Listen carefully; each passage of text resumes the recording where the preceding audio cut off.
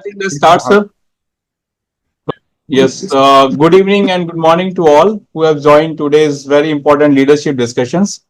On behalf of the Partha S Academy leadership and on my personal behalf, it's my great pleasure to welcome you all and today's distinguished panelists, Mr. Peter Willats, Mr. Ravi Kant, Commander Jaitly, and Dr. Paul Gromball, and today's lead speaker, Dr. Partha S, who is going to speak on very relevant topic in present times, which is challenges of leadership development in various cultures around the world. To give you a very brief about the academy, it has conducted 25 international leadership talks so far and successfully organized leadership training programs for senior officers of NIC Government of India. So, with these remarks and welcome, I request Mr. Pranav Patel to give the introduction to introduce the speakers. Thank you very much, sir. And it's an honor to introduce all the distinguished speakers for the day. And it's an amazing panel to look at for the subject matter that we are looking at. To start off with, first of all, we have our own Dr. Partha S. Ghosh, who is the lead speaker for the day. He's the founder of the Partha Ghosh Academy of Leadership here at IIT Kharagpur. A global figure recognized for his innovative contributions redefining business and economic models across industry worldwide. From shaping future leaders at the Academy in IIT Kharagpur to strategic advisory role with corporate titans like McKinsey, Dr. Ghosh's influence spanned boardrooms and classrooms alike. So pleasure to have you with us, sir. Next, we have corporate royalty with Mr. Ravi Kant, sir here. He's a veteran with an illustrious 50 years career. As a former CEO and Vice President of Tata Motors, he spearheads transformational acquisitions of iconic brands like Jaguar, Land Rover, Tata Daewoo, and many more. His board membership spans renowned firms like Kone India, Vedanta, and Voltas, showcasing his wide range impact. He's a passionate advocate of education and healthcare initiatives himself.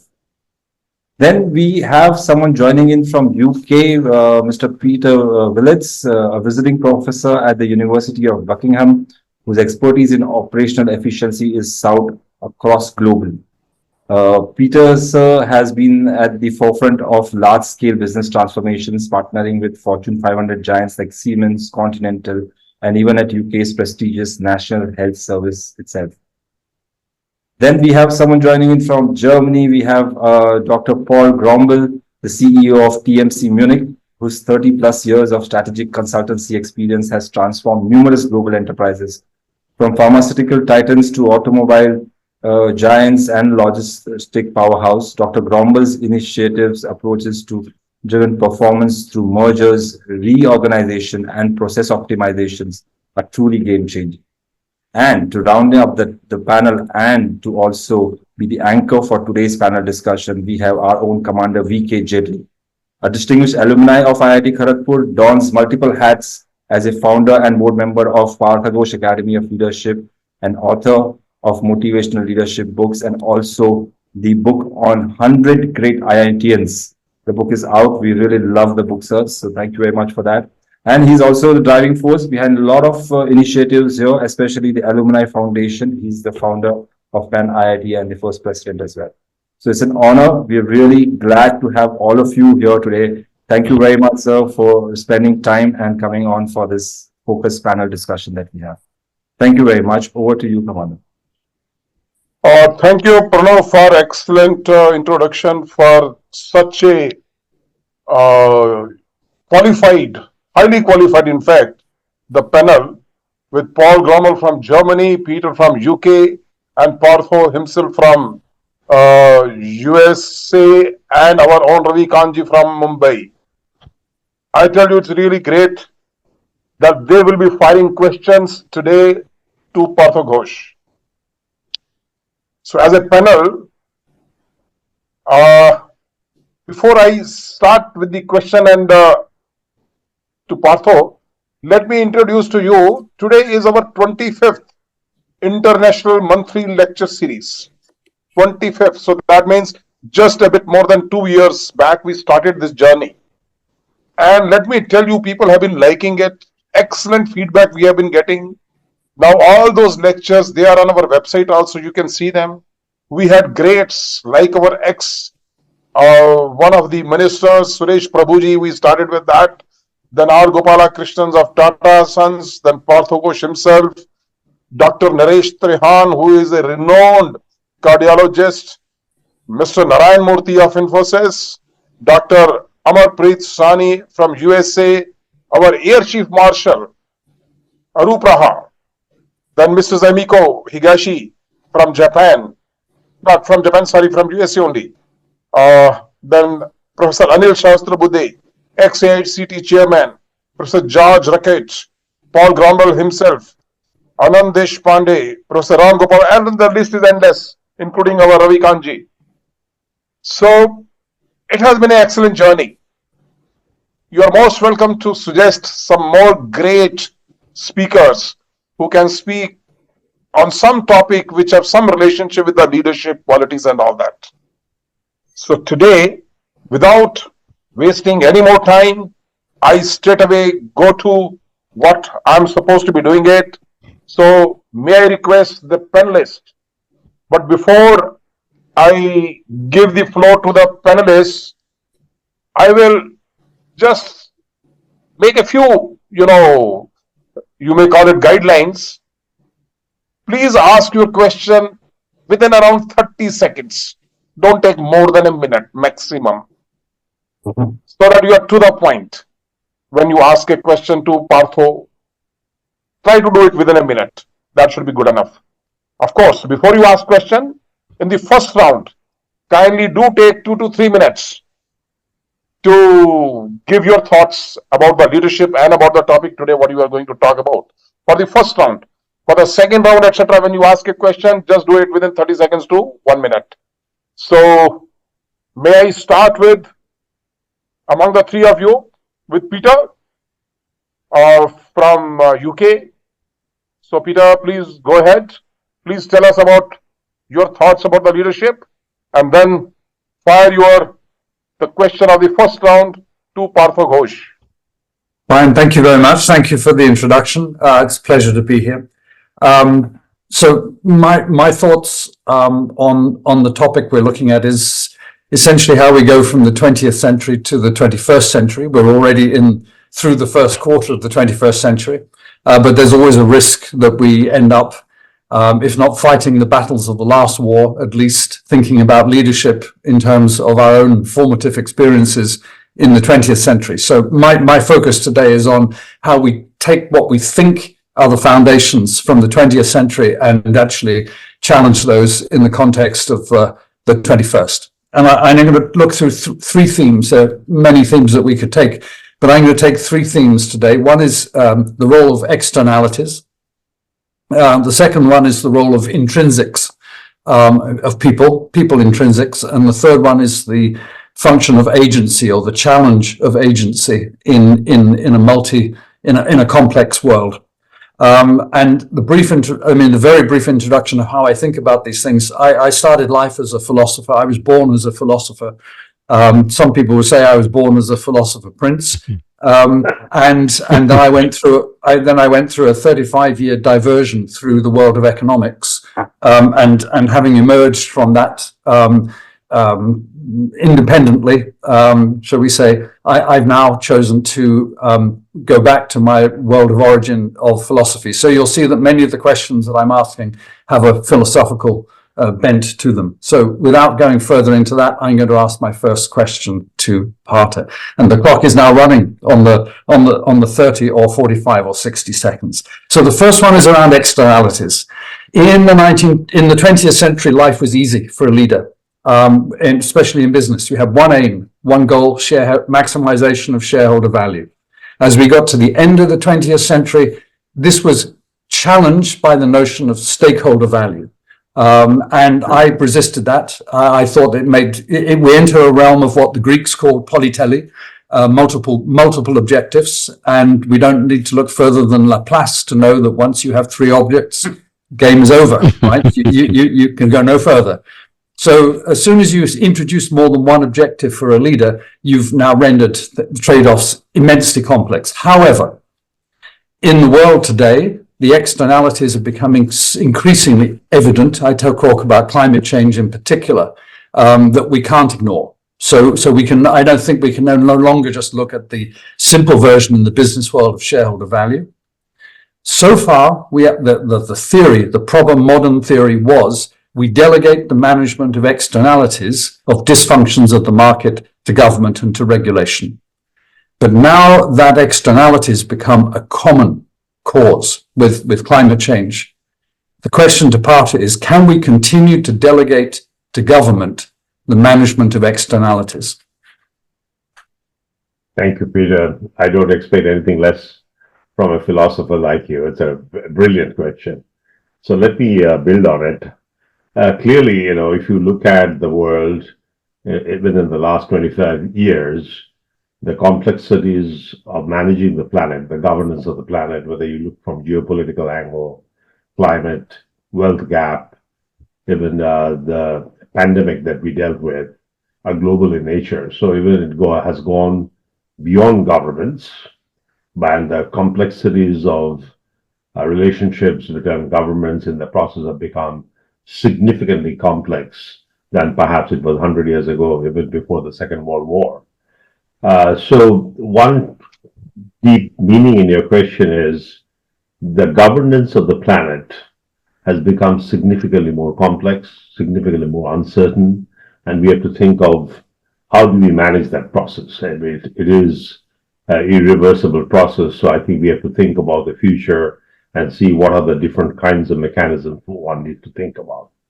On the corporate side, when you look at a company like Intel, when you look at a company like Boeing, we have seen these were giants once upon a time. They had one objective, that is to make money.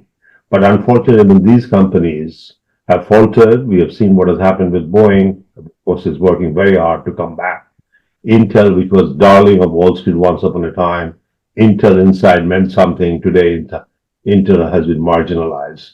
So as you could see, both at the corporate level, even with one objective, the leadership qualities that we need have been significantly not met. At the government side, we also see the challenges of dealing with complexity. So that's one of the reasons, by the way, we have begun this academy, to think of how could we lead the leadership at a higher level of, if you will, mission, or what is this civilization all about. And that's where I think some of the thoughts of the Vedic philosophy comes into play, where we talk about one humanity. The concept of that we are in this planet to create enlightenment within individuals. Making money, capitalism or socialism are at lower levels of abstraction. So somehow I feel over the last, I would say almost 200 years since the Industrial Revolution, we lost sight of the higher level purpose of we being in the planet.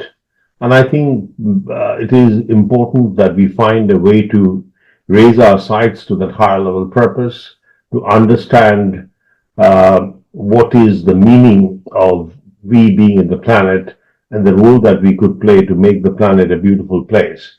Recently I was in Japan, and one thing I was very struck that in every dimension of Japanese life, I could see beauty, gracefulness, humility, cleanliness, honesty, efficiency, timeliness. So a country has achieved that. Now the point is how to spread such a model where the government and the corporates and the individuals, they all harmonize with each other to create, if you will, a music or symphony, or if you call it fabric, which looks beautiful. And I think every society could achieve that. If Japan, after the war, it was only about 75, 80 years ago, when Japan was ruined, to come out and create such a beautiful socioeconomic dynamic could be created. So the point is, I feel optimistic. If we look at other countries with positive mentality, what we could learn from Japan, even what could we learn from the US? US, of course, is a kind of a state of decadence, I might say, given what's going on in the political front. Also, if you look at the violence in the country, the gun violence, the mass shooting, but the innovative spirit of the United States, with the Japanese way of managing socioeconomic dynamic, if that could be merged. So this merging of thoughts with one humanity concept of philosophy, which Vedic philosophy talks about, if we can bring that all together, I think we could create the world that Peter that you perhaps is looking for. And your question obviously has a built-in answer that we would need a fundamental change. It cannot be more and better of the same of the past. It has to be a new S-curve, a fundamentally different S-curve. And that's why, by the way, this leadership movement that the academia has started at IIT Kharagpur is extremely important. It is not a national movement, it's a global movement. And I think we have to honor this movement with that kind of commitment. Then I think we would be able to get out of the crisis that modern civilization is living through. Peter, you could go with your follow-up question, please. One more follow-up question in the first round itself.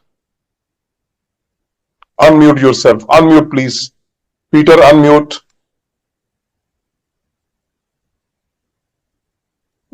Was that a follow-up question on the same theme, or was it my second question to the second theme?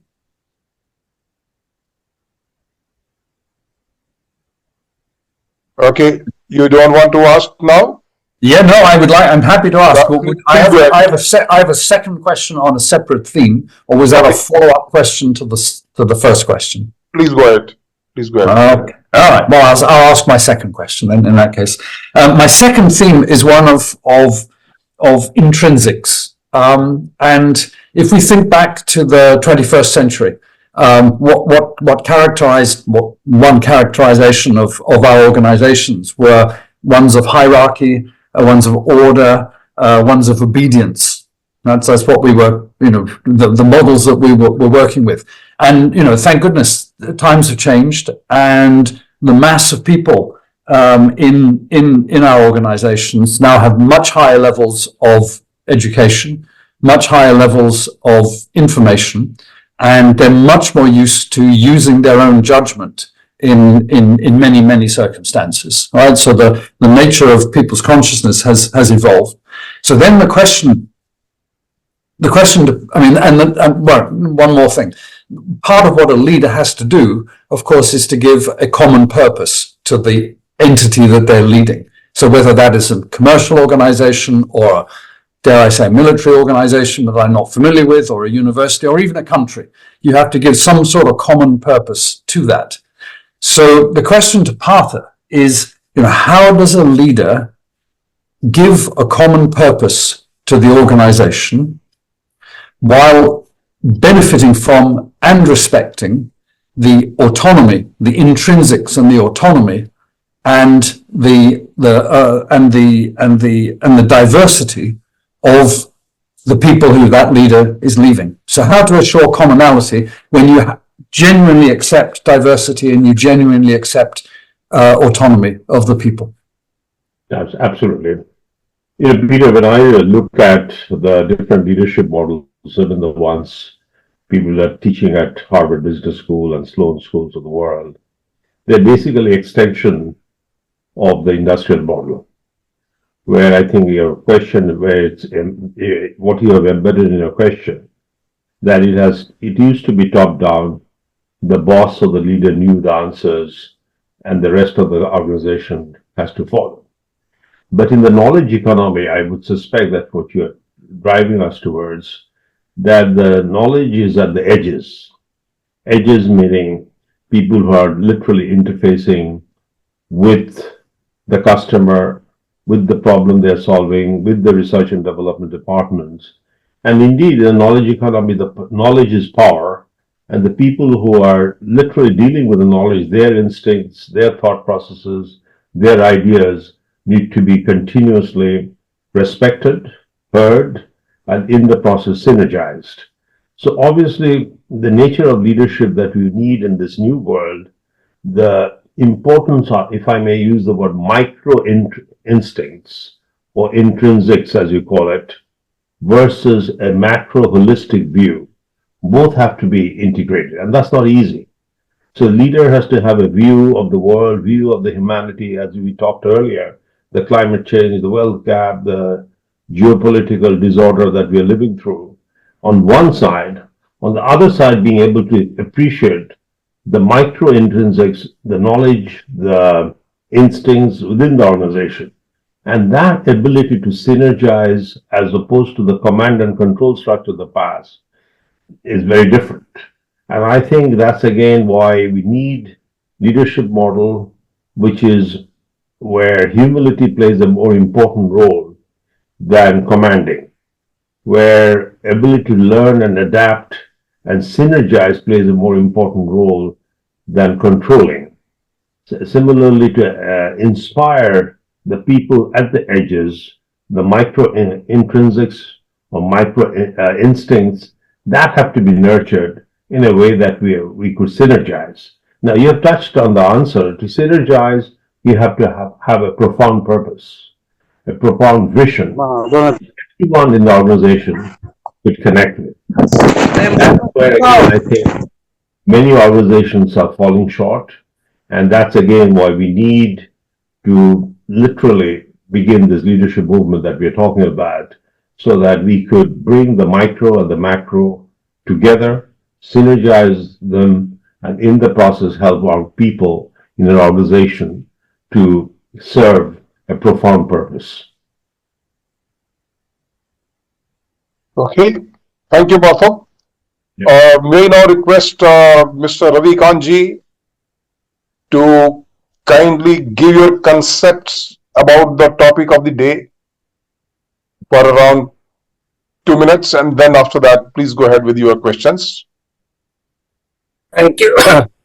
As Partha has suggested in his introduction, that leadership does depend upon culture and various other factors.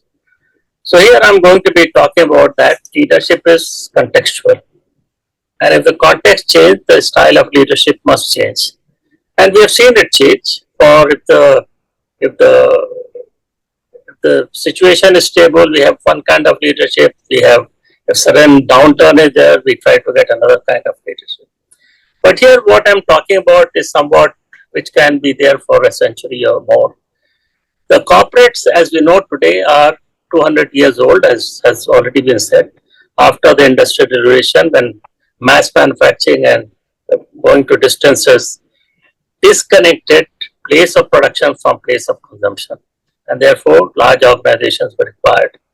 And therefore, a certain kind of leadership emerged, which we know is called leading from the front. And people have led from the front very successfully. Organizations have promoted that. Business schools have promoted that. It was good for a stable organization.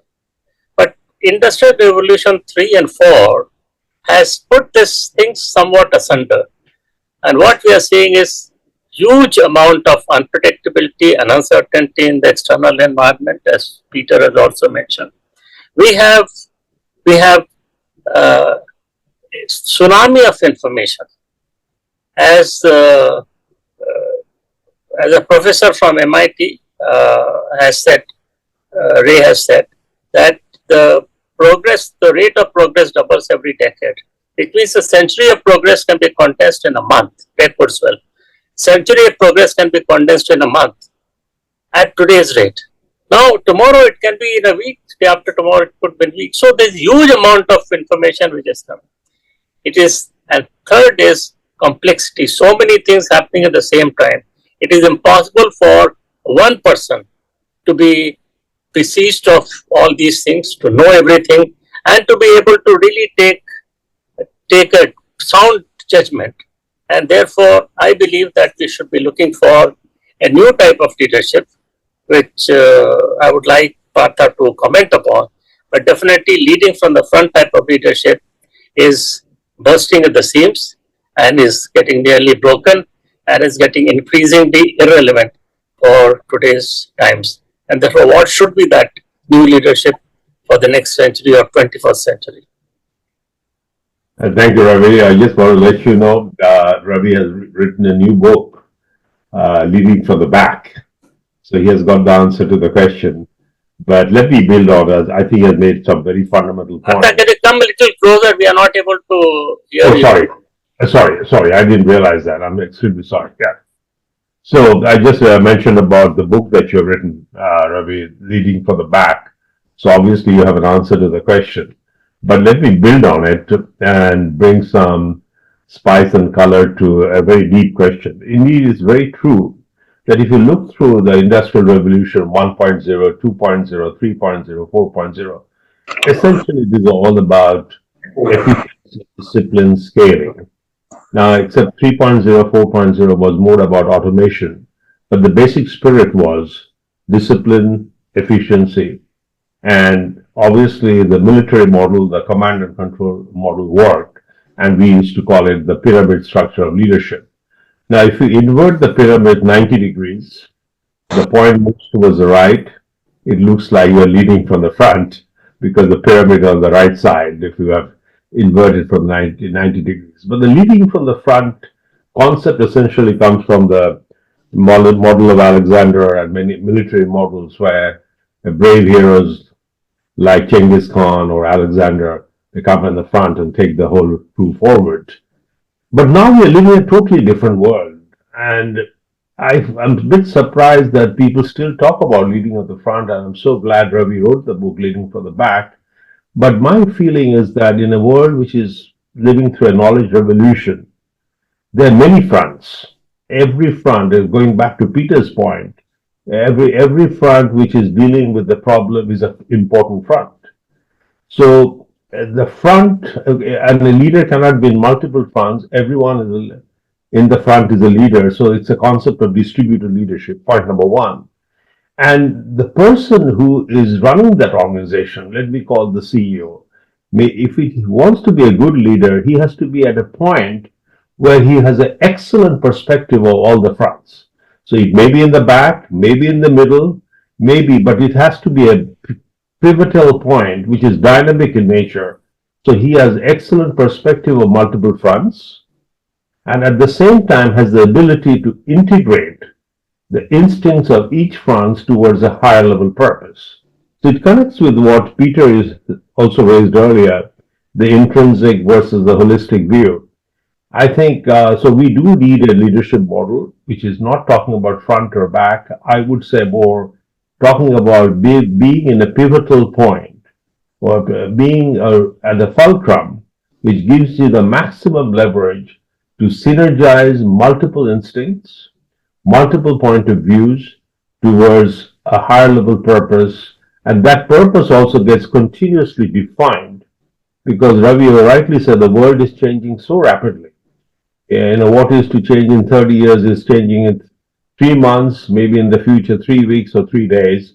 That ability to change, adapt, and revision the future would be extremely important, both based on the macro view as well as the view of the people at the edges, if I may use the word, using the network model, as opposed to people at the center. Thank you.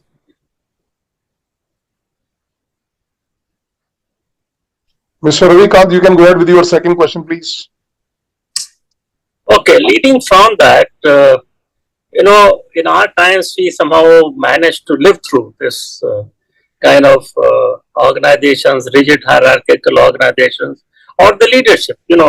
Leading from the front type of leadership is also characterized by very bombastic, egoistic person, my way or highway type, wants to be there in the front cover of the magazines, on the TV channels, and all those kind of things.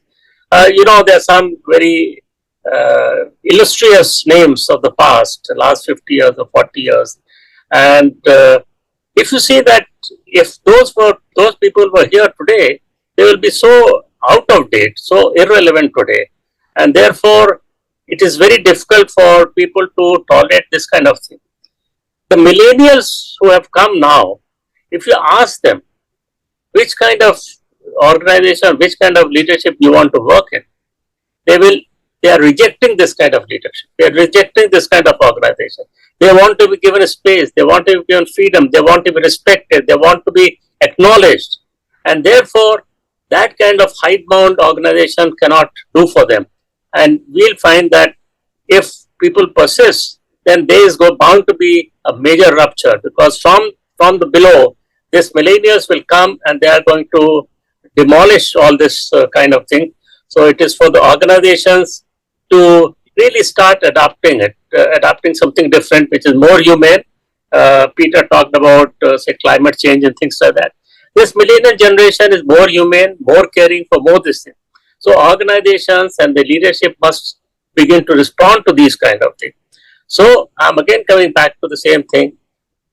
Leading from the front type of leadership is, I would say, passe, and we must look at something more humane, more caring, as you have said, distributed leadership model. Any comments? Absolutely. No, absolutely. I'll be very short because in your question, the answer is embedded, as I always expect of Ravi. That's your leadership style. Through question, you offer the answer. But I absolutely agree with you. I see all the time, as you know, I'm also connected with universities, and I'm dealing with year after year different students. The students that I came across in 2005 at MIT versus the students that I see today at Tufts or Harvard are very different. So not only as millennials, I see there's a series of generations that a leader has to manage in an organization. So the one is the millennials expect something different. The values are different. Their preferences are different. Their purpose in life is different. And the millennials and the other Gen X, Gen Y, Gen Z, there's so many different generations that one has to deal with. So you're absolutely right. We need leaders who first know how to learn, as opposed to, as you rightly said, believing my way or the highway. That would be literally destructive. They will destroy this organization. Number two, humility. We can only learn if you are humble. Tremendous amount of empathy, inclusivity, commitment to social and environment responsibilities. Now we have to, Peter made a very important point, which kind of makes the question that you have raised, Ravi, difficult to answer, but I will try. He did make a point that when we have three objectives, it is very, very difficult to satisfy any one of them.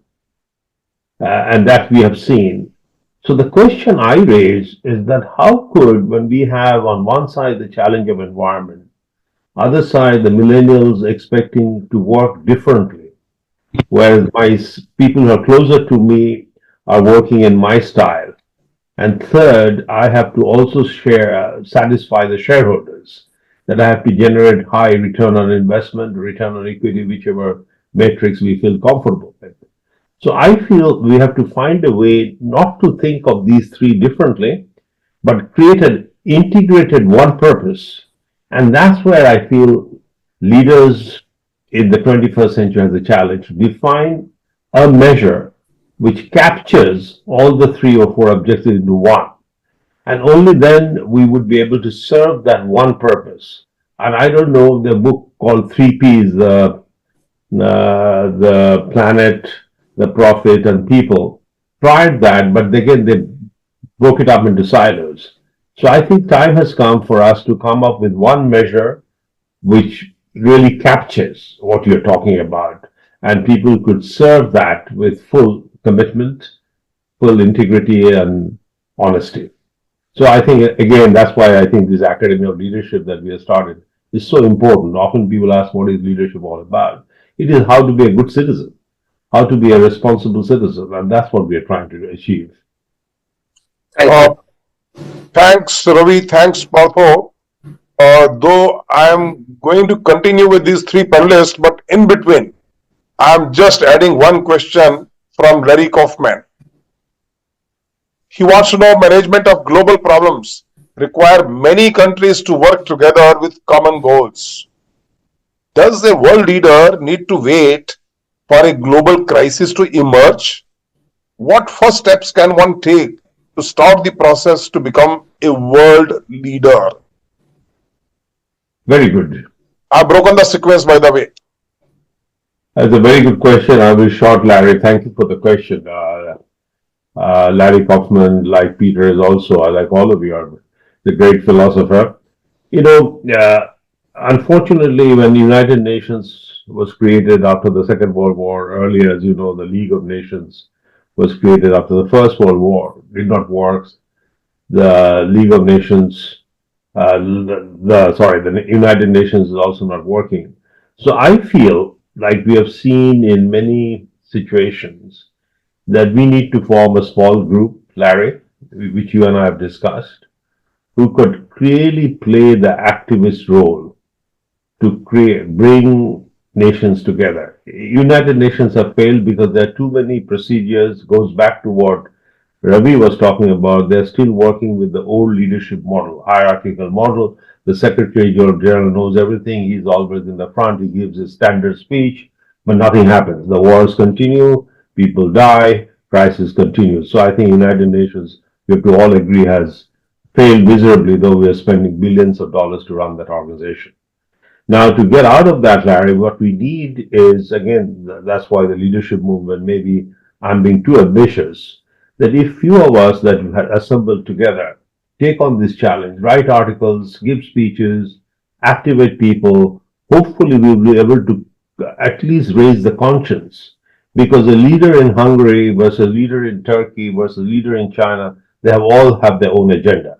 And they are obviously, as Ravi would agree, and Peter has also touched on it, they are suffering from a tremendous ego. Tremendous ego. They know it all. So obviously, working with them, it will not work because they have the answer and they have the agenda.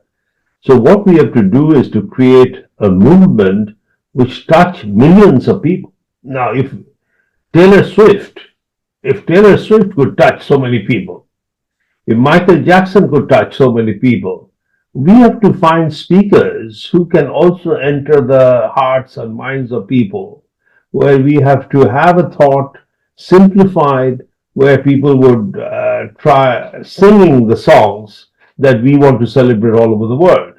Now, I may sound very idealistic, but we have seen that in a person like Chaitanya Mahaprabhu in the eastern part of India.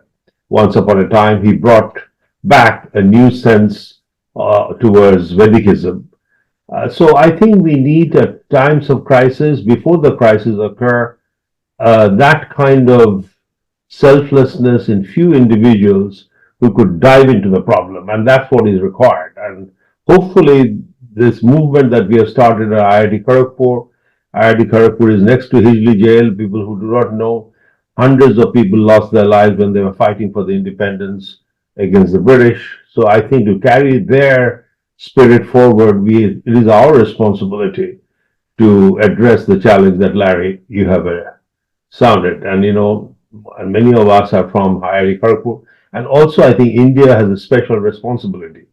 Not because I'm from India, but I had the privilege to study many philosophies before we started this leadership movement.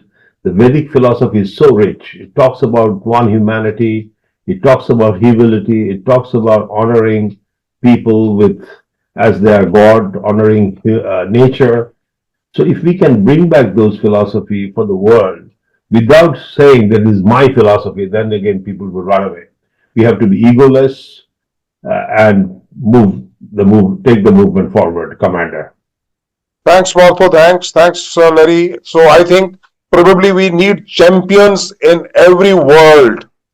Those who are champions and who have got leadership qualities and with the approach, thinking about the harmony and peace in the world, they should all come together, and then probably a movement can be built and probably things will happen, what Larry is trying to hint at.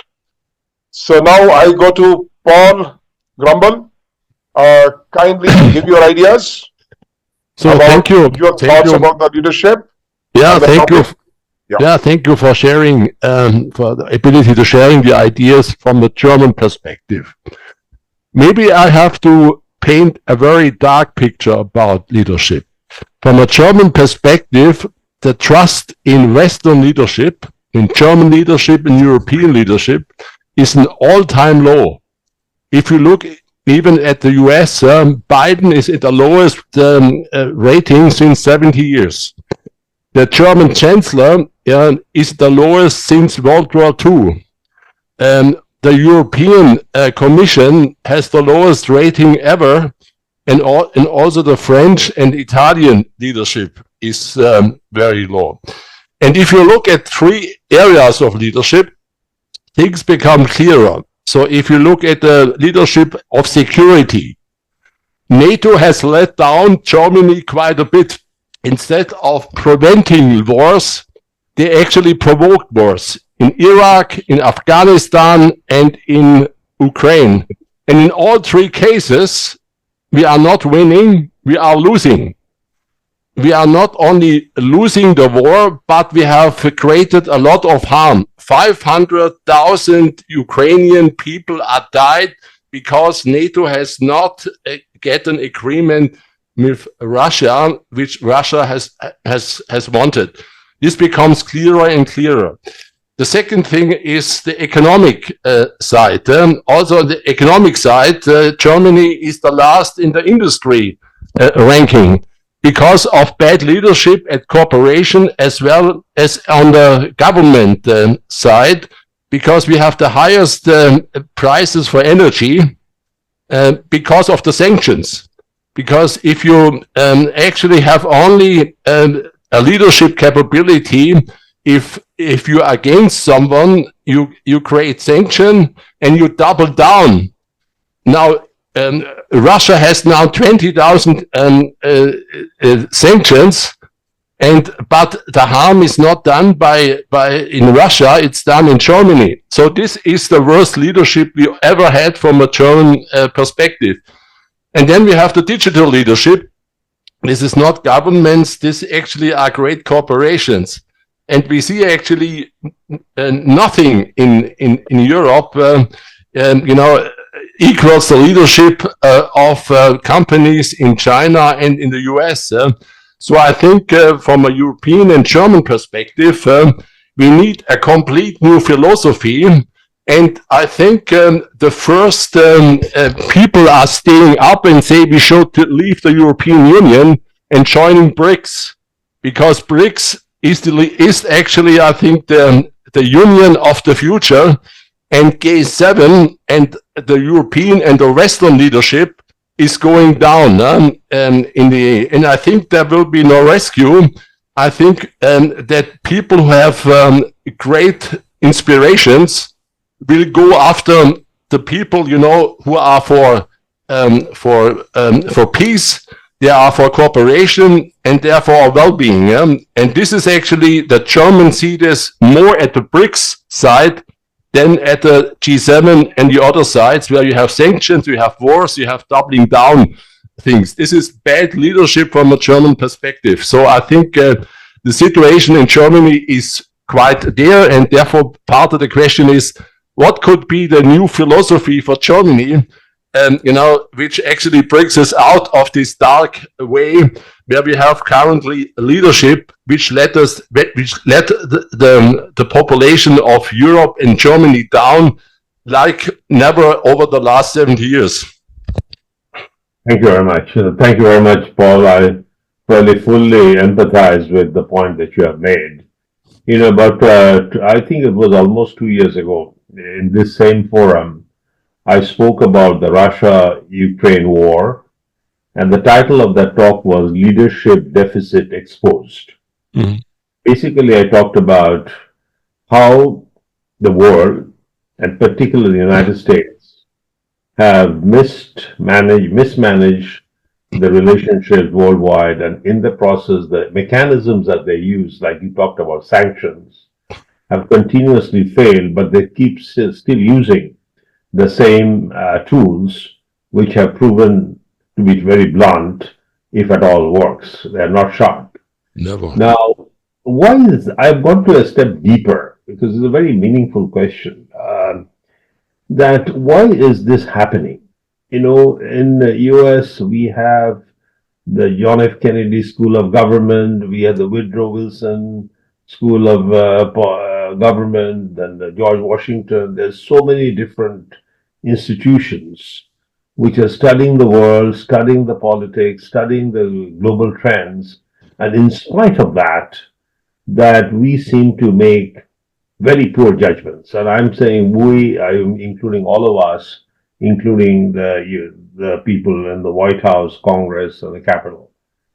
And I personally feel that has happened because it goes back to the original question Peter and Ravi raised, that we are still working with leadership model of the past, which is egocentric, based on the past, without recognizing the world has changed. The world has changed dramatically in the last 50 years, and any leadership model which relies on the past as opposed to the future is bound to fail. So what you're looking at is a failure of the model, of the leadership model, which relied too much on the past equation. The past equation was NATO against communism, USSR, and China. USSR is no longer there. It collapsed. Russia was partly part of the G8. You talked about G7, part of G8. But unfortunately, we could not develop an integrated point of view on the G8 mission, the G8 vision. The Russia went out, the G7 still together, and you're right, most probably G7 would collapse. And obviously, I empathize where Germany is, Germany being one of the most powerful figures in the European Union, which is obviously feeling uncomfortable with what has happened in the last 4 or 5 years. So my recommendation for Germany is in a very interesting position, actually. Economically, it is powerful. It is right in the center of Europe. It could join the BRICS, but that would be a very interesting move, which I would not suggest. I would not suggest if I was in Germany, because within BRICS, we are talking about whom? Brazil, Russia, India, China. Yeah. And if we add the word S, the great country of the future. They are all each individually great country of the future. But together, does China and India see the world the same way? Most probably not. Russia and China is currently seeing the world the same way because they have a common enemy called United States. So I think we have to be a bit more strategic in defining the relationship of Germany. Germany could be a very interesting trump card for the world. And this is my recommendation for Germany. You can take it to the Chancellor. I know you are connected with those circles in Berlin, and from München you can fly over and make the point. My point would be that Germany should have a very serious discussion with the US government that the way you have managed G7, the way you have managed NATO, that we have concerns and we are willing to live with certain group of people. And unless you fix how you want to provide leadership to the world. So Germany could play that role of bringing to attention that we are not comfortable with the kind of leadership that we are seeing coming from the United States. And that has to be loud and clear, but done in close quarters, not to be announced with the world. Point one. Point two, among the BRICS, the country which could, and again, I'm not trying to be biased, I hope, which has got that philosophical making, which people like Max Muller, people like Kant has appreciated, these are German philosophers, is the Vedic philosophy. So if the Vedic philosophy could be promoted, which is the concept of one humanity, where German-India alignment in association, not in against, because as soon as we have adversarial relationship with others, it becomes one against other. That doesn't work. It has to be a group which is promoting a concept for the whole world, for the benefit of the world. So we are not saying United States is wrong and Russia is right or China is semi-wrong. We are saying that, look, we have multiple thoughts. And what does Vedic philosophy say? It says that a great philosophy is one which can accommodate multiple thoughts, synergize, and make a better world. The US cannot say that it's my style of government, my style of democracy, and every style of other governance is wrong. The reason China is upset, China is sick and tired of US telling them how China should be managed. China has adopted a concept of state-owned capitalism. That's the concept of one system which is different from United States. And Germany is closer to state-owned. It's not state-owned, but state-guided capitalism. Japan is very much state-guided capitalism. So every country has the right to develop their own system, right? So very philosophy says, yes, you have the right to create your own system, but let this system work with each other in an integrated fashion to serve one humanity. So my recommendation to Germany would be to sit down with the Indian philosophers, I'm not saying politicians, philosophers, German philosophers, and develop an integrated point of view. And I would like to see the Academy of Leadership, Paul, with your guidance, could play that role. That would be my answer. It's a long answer. It's a difficult one, but I think one of the reasons we have Academy of Leadership, because we feel there's a leadership deficit, which you are concerned about, right? You said it's very dark. It is very dark. Absolutely dark. It's really midnight. Midnight. But after midnight comes morning. So I remain optimistic. If we look at the morning with a new purpose. So can Paul be recommended for the post of Chancellor of Germany? I'm not sure.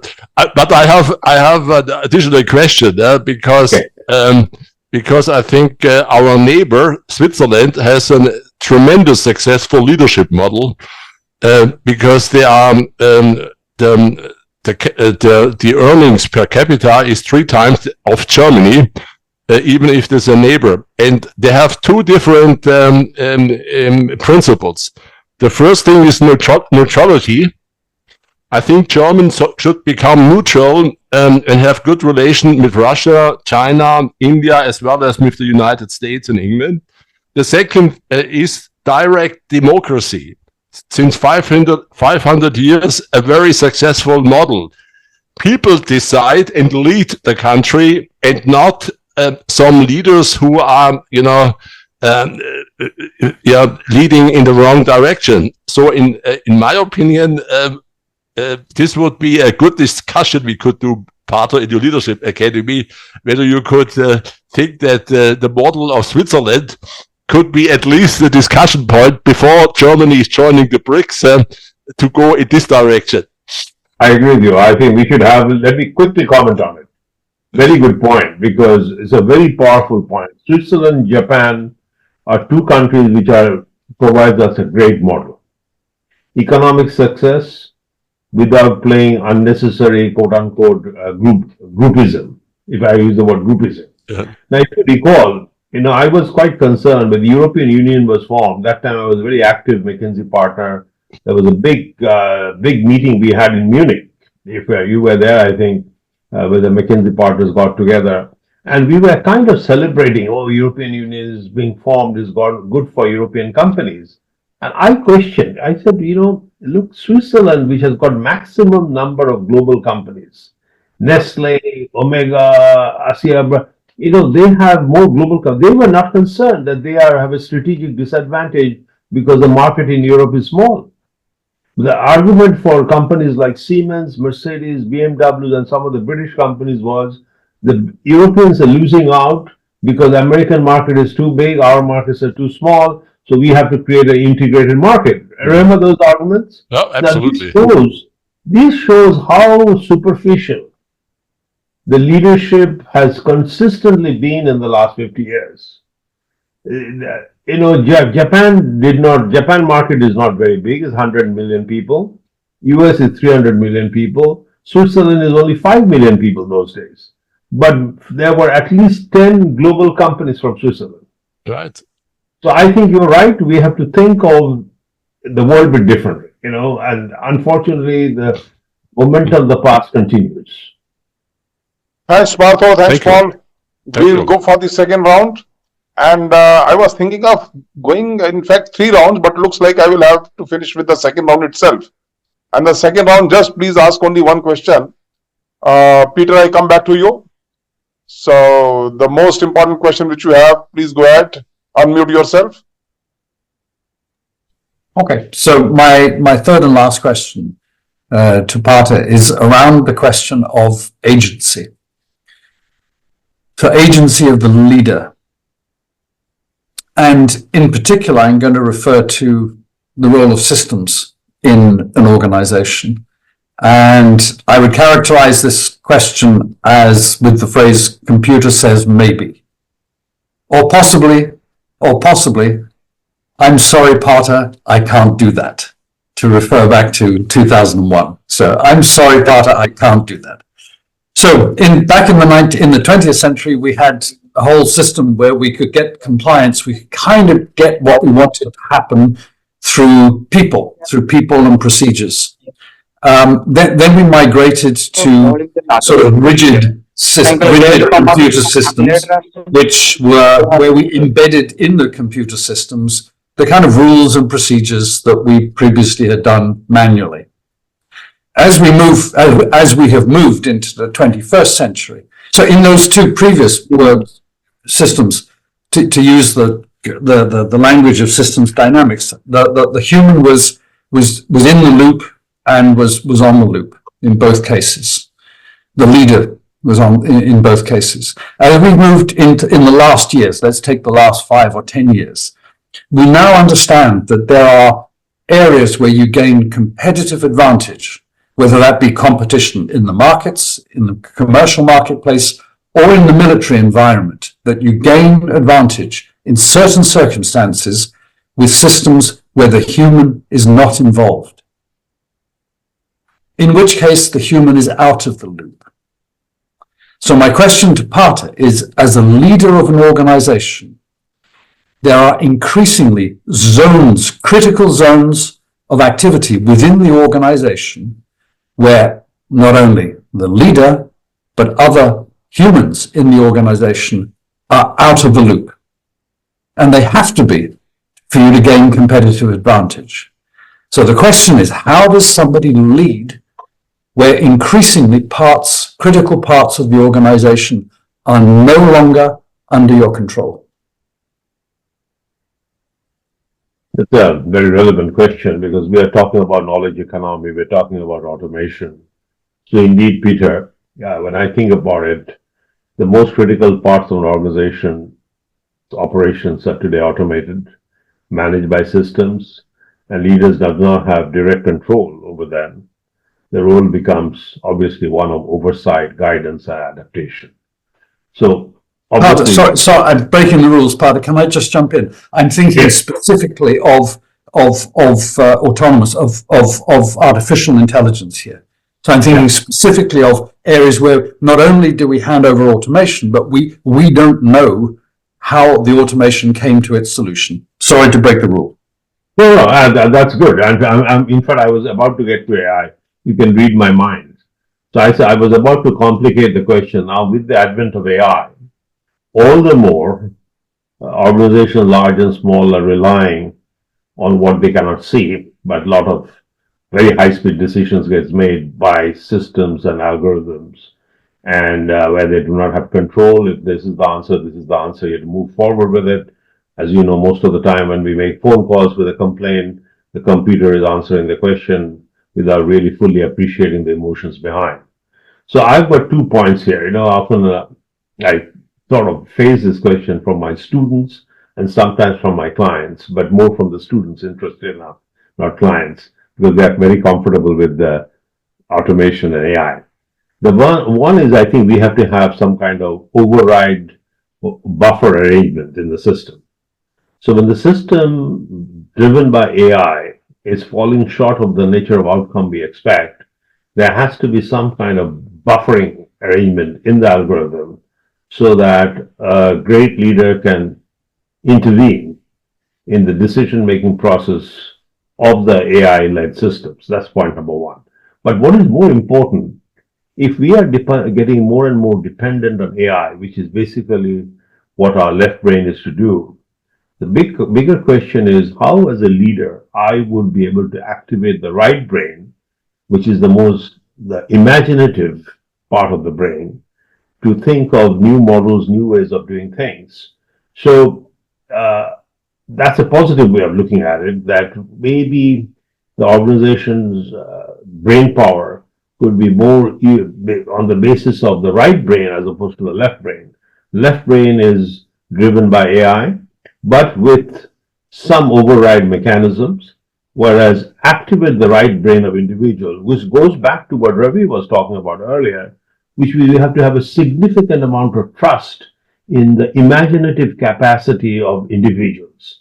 So the organization can truly shift from being left brain oriented to become right brain oriented. And keep in mind, Peter, if you look at our education system that has evolved over the last 500 years, I would say, it has focused on the development of the left brain. Logic, how do you speak logically? How do you think sequentially? How do you math? How do you do algebra? It's all left brain, left brain, left brain. But the right brain is how do you imagine? How do you construct new kind of architecture? That's what we are talking about. New types of relationships. It is right brain. So I feel leaders have a dual challenge. Manage the systems with buffers, manage the organization where it could, the leader could unlock the right brain capacity of people in the organization so that organizations and the solutions that they offer to society become significantly more imaginative. Thank you, Partha. Thank you, Peter. May I request now Mr. Ravi Kant to go ahead with the second round and the last question. Thank you. Well, I'll just take off from where Paul left. I mean, Paul, central theme, if I would allude to, is lack of trust. And everything is happening because of lack of trust. And today's time, in earlier times, as I mentioned earlier, that in hierarchical organization leading from the front, you could lead by what I call 3 F's: fear, favoritism, and force. You could do that, but it was not long-lasting thing. And if you want to really have a more sustained organization, you need to think of something else. And in fact, with the fake news and all these is coming, artificial intelligence coming, I strongly feel that trust is going to be the most valuable commodity in the world, more than gold or anything else, because we don't know what to trust and what not to trust. And therefore, if we really want to lead, we must develop trust, we must create trust. And that cannot happen if we only look at our self-interest. If you look at our self-interest, it will never come. We need to think of others also. We need to think of our positions, of where is benefiting everybody else also. So it has to have a more holistic way of looking at it. Although Peter mentioned, we had mentioned in his earlier thing that from money we are now going to all stakeholders. Yes, I think so. We'll have to go to all stakeholders. How can it be only that one part of the equation is getting fed, and so much inequality is being created? So we got to live, we got to find some balance, and therefore, in my view, trust is the most critical part to do whatever we want to do, whether we want to make a happy world, happy organization, or happy anything else. So trust, in my view, is I would define as what you call sustained integrity. Sustained integrity. So if I am able to show integrity, integrity means being honest, being equitable, being fair, by treating everybody in an equal manner. So I need to develop trust, and trust, I know, I've seen an experience. If you build trust, then you can achieve 4 times what you would normally achieve, because the teams become so powerful. So in my view, what we need to do is to create trust within the countries, within the organizations, between the countries and between the organizations. And somebody has to take the lead, or at least some people have to take the lead in this. And if it was agreed, if Germany and India can take the lead in that, I think they can set the model for the world to look at it. Yeah. So what do you have to comment on this greater necessity to build trust in today's environment? Absolutely. Ravi, thank you for the question. Trust, I think, is, if you have to use one password of leadership, it is trust. Now, the question, I'll go a bit deeper, I mean, to offer the, how do we get out of this? Why are we not being able to build trust and rely on egos, rely on hierarchy, while trust has been a subject which has been discussed for a long time, but yet we fail to connect. And I think I would try to find a reason why we have failed to celebrate the term trust as it should be, as you want to see, Ravi. I think, if you look at the last 300 years of human development, there are two fundamental, I would say, equations which have driven the thinking of societies, particularly of the Western world, which has influenced the whole world. One is Adam Smith. Adam Smith's basic thinking was power of self-interest.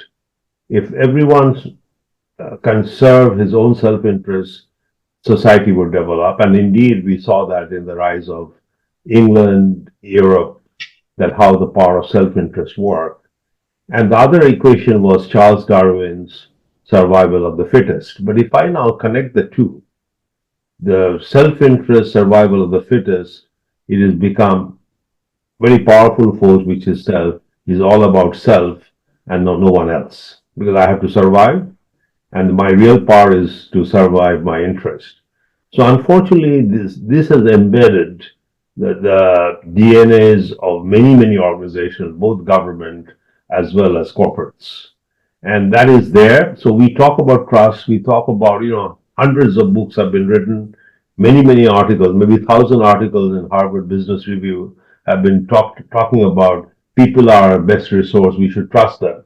But whenever economic crisis is faced, the first thing that we do is to fire the people at the base of the pyramid who are not responsible for any decisions, but they are the most vulnerable people. So there goes your trust. So I feel, again, time has come. I'm so glad we are having this discussion. This fundamental force of Adam Smith and Charles Darwin, which perhaps was relevant, is still relevant, has to be put in a bigger context, as you rightly said. Leadership is contextual. In the context, the world has changed, and there has to be a special effort made of how to earn trust. Now, what I found, again, in my recent visit to Japan, as you know, I used to live in Japan for 15 years, but this time I got a wake-up call. I saw how people trust each other. Even at 2 o'clock in the night, I could see young girls walking with full confidence, without any concern that someone could perhaps play on them. So that kind of establishing that kind of trust in the system, trust in the way we interact with each other, has to be established.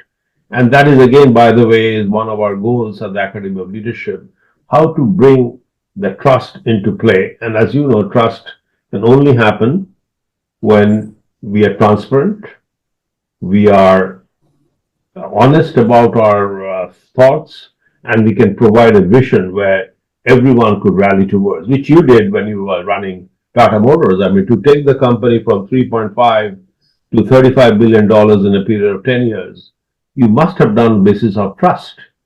And to bring Jaguar, Land Rover, and the Korean relationship together with India was not easy. And I think I could almost, knowing you and having seen the success from outside, it was built on trust. But the other point I want to quickly touch on, you talked about the 3 F's, force and favoritism. And that exactly goes back to what Paul Gromball was talking about. The way US government foreign policy has worked, through sanctions you create fear, you exert force by quickly activating your military machinery, and then you favor one over the other, as opposed to saying, let's solve the problem together. So I think, again, the point I think this discussion is underscoring, we need a fundamental change. And trust is the password, as I mentioned. Thank you. Thank you, Partha. I didn't want to name any country or organization who profess those 3 F's, but I think we all know that. And there are too many of them, and unfortunately, too many of them. Yeah. Thank you, Ravi. May I now turn towards Paul for your last question? Yeah, thank you. Then we will open it to the normal public. Okay, I will actually build on the question of Peter. Because before I came to you, I had an interesting meeting with the CEO of Airbus. And the question of Airbus was how to integrate artificial intelligence into the leadership of Airbus to beat Boeing. And actually, I think it's important for a leader to understand you have two different artificial intelligence sections. The one is what we called analytical artificial intelligence. So where you have self-driving cars, self-flying airplanes, things like this. So where you have, the automation of the process as the thing, but still the human judgment has to be programmed into it, which is a tricky thing, by the way. Therefore, I think the self-driving car is still not there, even if Google made a lot of progress. But this new wave of artificial intelligence is the generative artificial intelligence like ChatGPT, and this is a different animal, a completely different animal, because I told him it is not actually in the responsibility of the chief information officer. The chief information officer is responsible for the analytical artificial intelligence, doing data analytics, models, things like this. Very expensive projects, like every CIO likes to do it. Now, actually, he decided today that the responsible person is his chief HR officer. The human resources become the responsible thing for integrating the generative AI, because the creativity and your right brain thing is the key in this. And actually, he also get rid of jobs, of hierarchical jobs. He said, we have to have now the skill-based organization. If we have a problem, we have to understand which skills we need, completely independent of jobs, of degrees, of PhDs and things like this. And the generative AI can even make an electrical installation people who did low value work, making to an electrical engineer. And also he said, now my people have the same information at the same time on the front than I have. So I have no longer, actually, I think as a leader, the advantage being better informed. So this means a lot of decision making is going to the front. And he said, this is an agile organization. And I think if we can outsmart and outskill Boeing, Airbus will be actually the dominant company for creating airplanes. So I think, what do you think about the separation of analytical artificial intelligence and generative intelligence to solve the question of Peter? I would agree, and as I mentioned earlier, I fully agree with you. When I was talking about Peter's question about how AI will, I said there are two parts.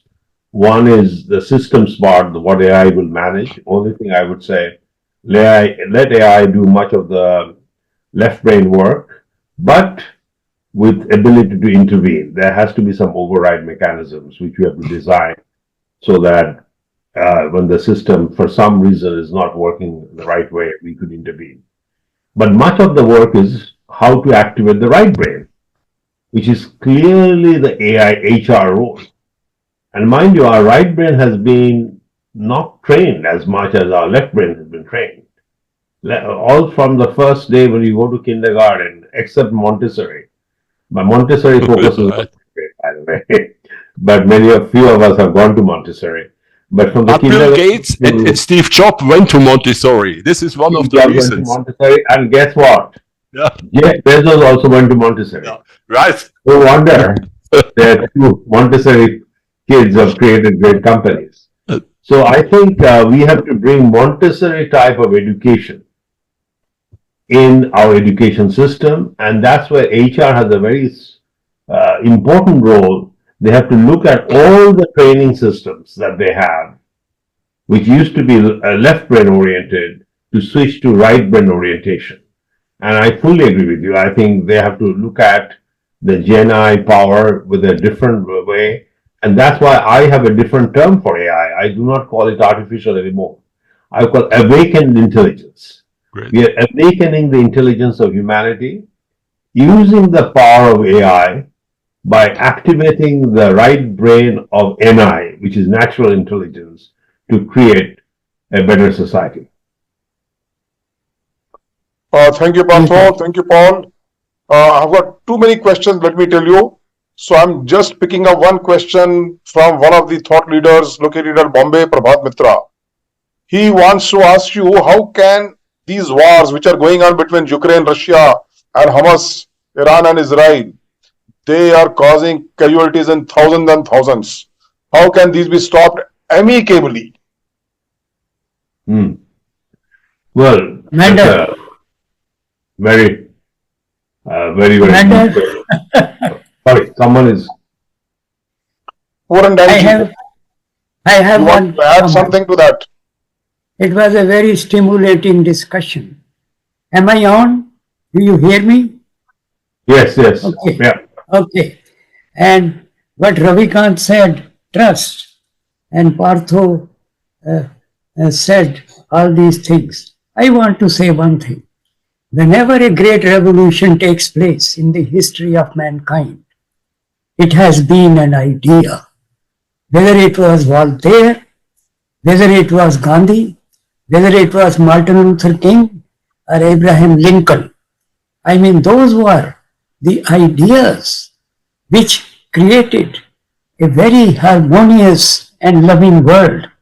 We are in the midst of such a crisis. There is a crisis of conscience. Leaders have no conscience. There is not one uniform action. There is not something which is called humanity. Vivekananda said, you must obey if you deserve to command. But here, everybody, people in power, our countries, they want to ask people to obey to them, command them to obey, but they don't obey themselves. So my thinking is about AI, what Partho said, that our technology and our AI and all these things should be used, not just knowing what your sales are, what your profits are, but it should be used to create leaders.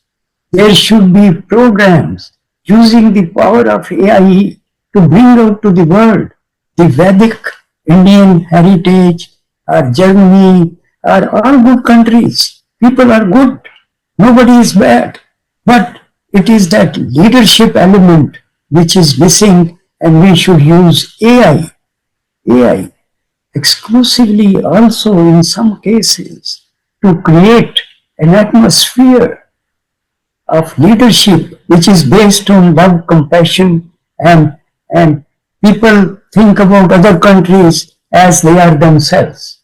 Do to others, Christ said, what you want people to do to you. But no country listens to us. No country. Every country is just having its own axe to grind. And this is my regret. And there is no time. I would speak more and more, but I don't want to take more of your time. Thank you. Thank you, Puran sir. You have been compared with J. Krishnamurti by some of our listeners here, sir. They say your voice is like J. Krishnamurti. And your comments are really very, very appreciated. Sir, can you reply to Partho Prabhat Mitra's question, sir? Yes, please. Thank you. Sure. Ms. Mehta, thank you very much for the question. I think it goes back to what Puran Dang just had to say, that we need leaders who listens, who can listen proactively and then create enlightened solutions. Now, when you talk about Hamas, ISIS, or many other, the world is full of such unfortunate events from Korea all the way to what's happening in the United States, what happened in January 6th, for example. Why? I think my answer to you would be we have to go to the fundamentals. We have to understand because everyone is good, but they become bad because of certain situations. So until and unless we go to the situation which has created this and come up with an approaches to solve them, mechanisms to solve them, we would continuously have these artificial solutions. We'll create calm for a while, and then again something would pop up. So currently what is going on in Middle East, I think is obviously would not solve the problem. It's in fact expanding the problem, if you will. It's deepening the problem.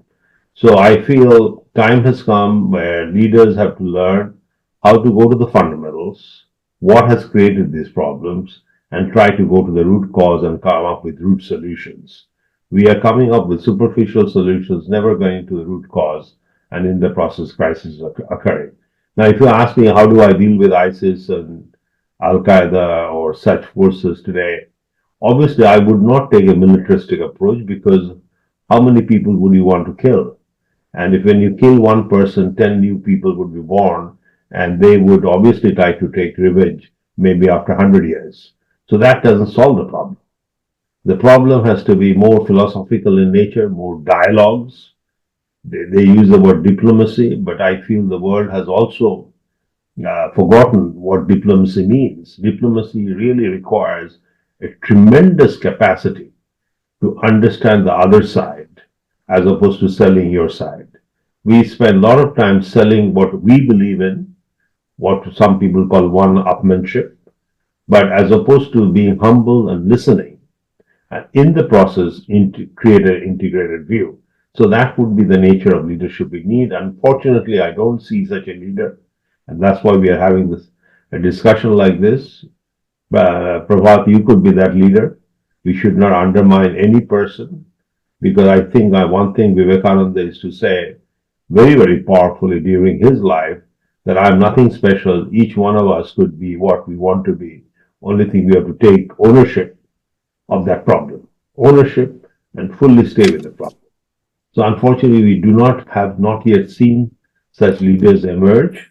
It is our hope through the Academy of Leadership, we will be able to give birth to such leaders who can take on such crises that we are seeing in Middle East. And we are seeing all over the world. Look at Rohingya crisis next to your neighboring state. Look at what's happening in Korea. Look at what's happening in different parts of Africa. A lot of genocides are taking place in Africa. We do not talk about it. As soon as the US would get involved, it will become a news. But there are a lot of places where US is not involved, as a result is not in the news. So that's another funny thing. We have to learn how to manage the media so they can bring the problems of the world to the world, global leaders, and in the process not have them engage with them with superficial mindset, but help them to engage with understanding of the root causes. And I think that's where we have serious problems. We do not engage with the root causes. Thanks, Partha. I want to add that, Jaitly, Partha, is that, say, it is so serious a problem that with climate change and these wars, maybe in 10 years we will not be there, you and I will not be around. Absolutely. Yep. That's why we have this academy. Yep. There's a purpose. When the academy was set up 5 years ago, I will send you the vision paper. The whole purpose was to take on some of the fundamental problems of our society, which is not being addressed adequately. And we need leaders for that. Yep. Yeah. So the message which, let's say, is coming from our Academy of Leadership is that all those who are spreading hatred in this humanity, they should restrain themselves and stop spreading the hatred. They should spread the message of love and harmony and embrace everybody. That is what is required. Am I right, Partha? Absolutely. Brilliantly said. So with that, I think you should conclude because we are running with our time. So no more questions. So you are last words, please. I think I will just quickly summarize, Commander, what we have discussed, because I feel this is the kind of discussion which should happen in the United Nations, in the main hall, in Manhattan. But we had it from all over the world, so that was fantastic. I think the key messages that I take, and I hope all of you would agree with me, the first, that we are living through a crisis and it has to be taken very seriously. Seriously in a sense that we have to remain committed to get to the root causes. That was the fundamental point which came up, of why, in spite of hundreds of books on leadership, hundreds of books on philosophy, hundreds of great articles that get published in the name of peace and prosperity, yet our behaviors, our leadership etiquettes, leadership thoughts remain highly, I would say, adversarial to situations that we want to deal with. That is the first thing that we have to address, why that is happening, go to the root cause. And it is my hope the Academy of Leadership would take on such a challenge to create a better world. The second message that came through, all the way through from Ravi to Peter to Paul, to the questions that were raised by Larry and the points that were made by Puran Dang, is that we have an opportunity.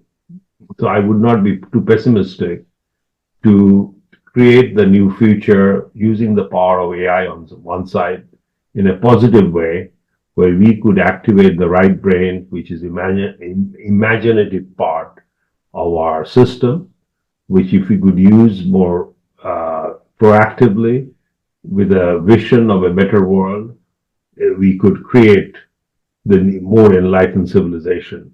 But it will not be easy. We have to recognize it has to be a new S-curve. So it is not just minor tweaking. It has to be a fundamental shift from one S-curve to another S-curve. Now, third is switching S-curves is not easy because it needs a fundamental refresh of the mind. And particularly when we are talking about leadership, we are talking, and Ravi touched on it, we are talking about egos. We are talking about believing that I have the answer. I think we have to switch out of a world of egos to a world of zero egos or world of humility. And that is possible. We have seen some societies like Japan, which has been able to cultivate that.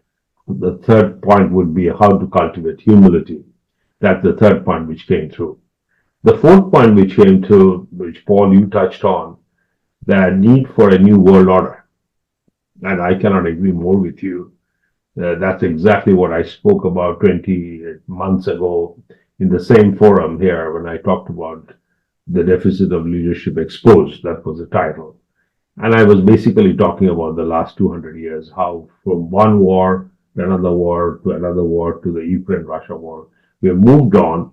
Yet, at the end of each war, we created institutions like the League of Nations, United Nations, to quote-unquote, to avoid conflicts. But there was a fundamental problem there. We assumed there will be conflict, as opposed to saying, how will we could create situation not to avoid conflicts, but to not to create conflicts, which is a very different way of looking at the world, which is there would never be conflicts between nations, and that is how to create enlightened synergies. That's where I feel we have to resurrect some of the teachings of Vedic philosophy or the old Western philosophies, which people like Max Muller, Kant, John Locke in Scotland talked about, integrate them, Confucius, Taoism, and create a philosophical mindset for the world. We talk about it, it stays in the churches, in the temples, we recite them, but we do not practice them. I think we have to work on that. That's the fourth point. And the fifth message, which is a very powerful message, is the point Ravi talked about, trust. Trust is a very simple word. We have created this trust in financial terms, foundations, trusts. But what does it really mean? It is basically means, which I feel we are mismanaging, is trusting yourself. it seems that the world has lost trust in itself. If each individual trusts himself or herself, naturally the trust towards others, towards environment, towards society, towards nations would increase. So I feel the one other role of the academy will be to increase the ability to connect with the inner conscience. If we connect with the inner conscience, if we honor our inner conscience, our ability to honor the outer world will significantly increase. So these are the 5 messages which came through from the great points Peter, Paul, Ravi, Commander, you, and all the other individuals have raised. We can have another session on this because I know there are a lot of questions. Even in my emails, I'm receiving questions. But maybe we should have a repeat session and try to reach the root cause. But thank you very much for giving me this opportunity, Commander. And I hope the Academy of Leadership would be able to take this movement forward. As he repeatedly underscoring, this is a very important movement which Major General continuously talks about, and we have to take it with that level of seriousness. And IIT Kharagpur deserves to take it forward with respect of the people that lost their lives in the jail of Hijli. With that, thank you very much. Thank you, Parth. So nice of you. Now may I request the chairman of the academy, Professor Vashne, to give formal vote of thanks.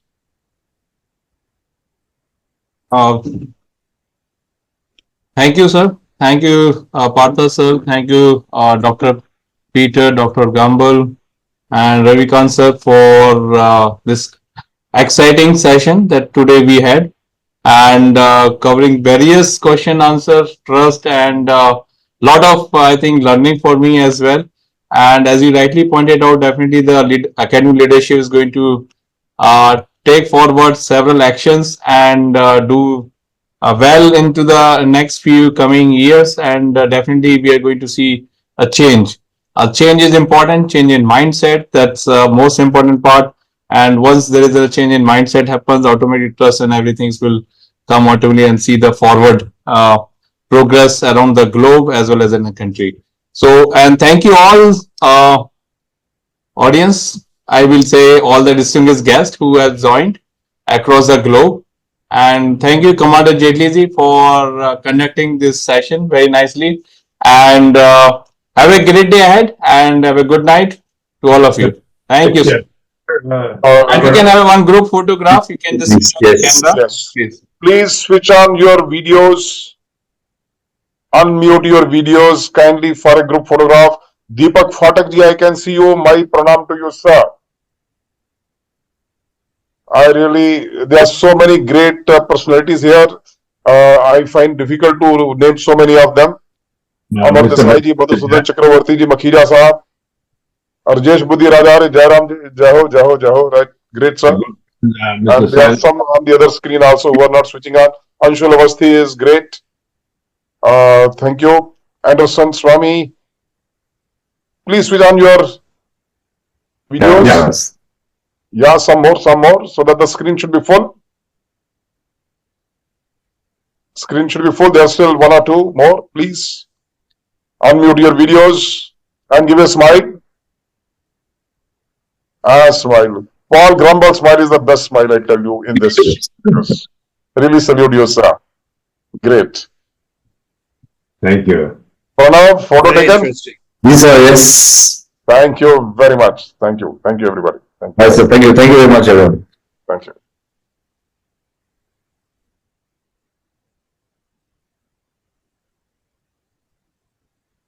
Peter, thank you. Ravi, thank you. Thank you. Ravi, Thank you. Thank you, Peter. Thank you. Madhu, thank you. Chatropadhyaya ji. Ravi. Chat with you. Hi, thank you. Great. Thank you, Father. Wow. I think we had a record attendance today, and it was on the YouTube also. By the way, so many people were seeing it on the YouTube also. Great. Subodha was also there. Yeah, YouTube was also. Yes, I'm there. Enjoyed the session.